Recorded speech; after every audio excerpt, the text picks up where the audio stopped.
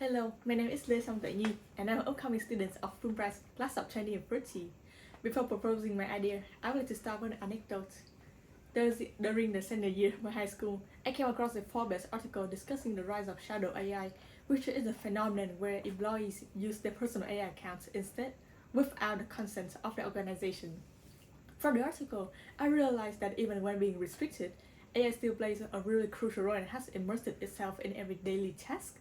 Viewing the scenario as a student, the ambiguity of AI usage in education can easily raise students' reliance on AI. Instead of actually seeking for a root solution when facing a problem, we are now unconsciously reaching for the time-saving suggestions of AI. This realization inspired me to come up with my idea today, which is the assessment framework that classifies different levels of AI involvement in students' work.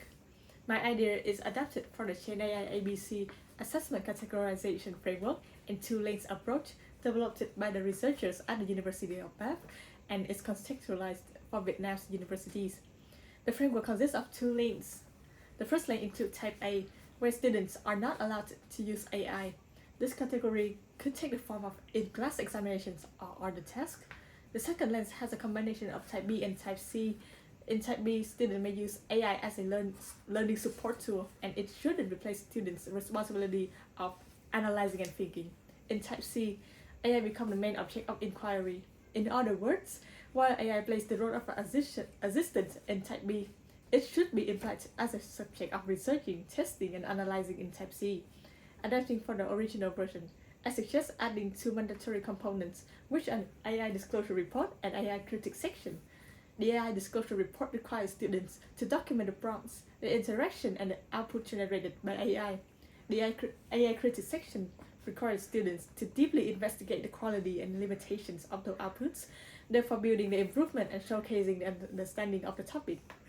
I chose this framework because of its practicality and flexibility. Firstly, it is based on an existing model that has been developed and tested by researchers at the University of Bath.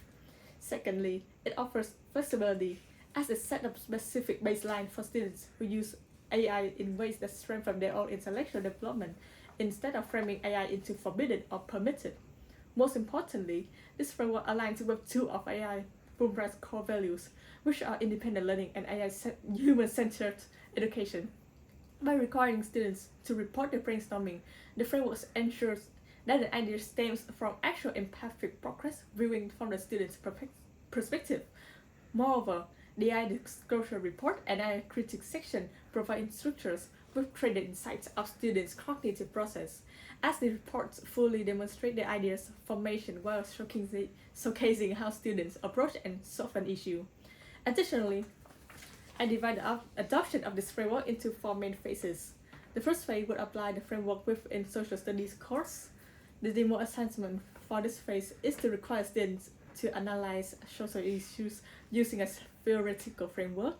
The second phase would evaluate outcomes and explain implementation across broader social science disciplines. The third phase would scale the framework across Fulbright's major academic divisions. And finally, the fourth phase would refine the model and explore adaptation across a wider range of disciplines within Vietnamese higher education.